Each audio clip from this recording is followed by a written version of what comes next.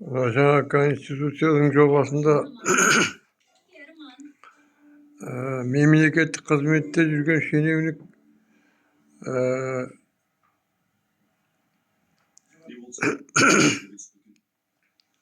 жеке кәсіпкерлікпен айналысуға болмайды деген бап енгізілген екен.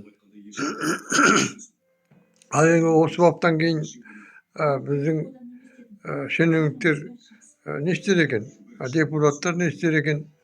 Бүкіл ана президенттің аппаратындағы, аудандық облыстық әкімдердің аппаратындағы бизнестер бар, магазиндері бар,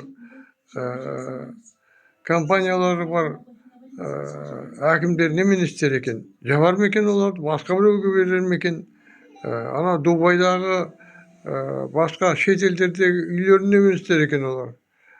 Конституцияға жазып қойып солай отыруға бола ма екен?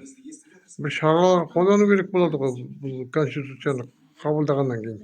Бұл әрине дұрыс, айналысуға болмайды деген. Ал бірақ осы бірінші конституциядан қабылдау керек еді осыны. Болу керек тіпті.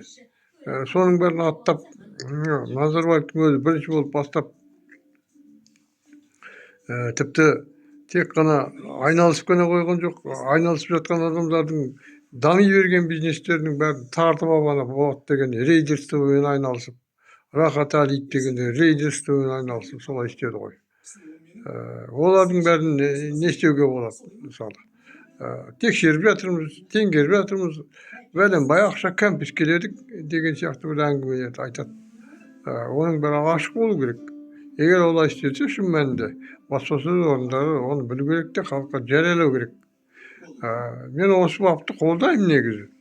Егер қабылданатын болса, бұл бап жұмыс істейтіндей қылып, осы бапқа сәйкестендіріп, бір қылмыстық кодекске бір баптар енгізу керек те, жаңағы мемлекеттік қызметте жүріп, мемлекеттік қызмет істемей, өзінің шаруасымен айналысып, баюды, халықты қанауды, соруды, пара алуды мақсат еткен шенеуніктерді бір-бірлеп аулау керек.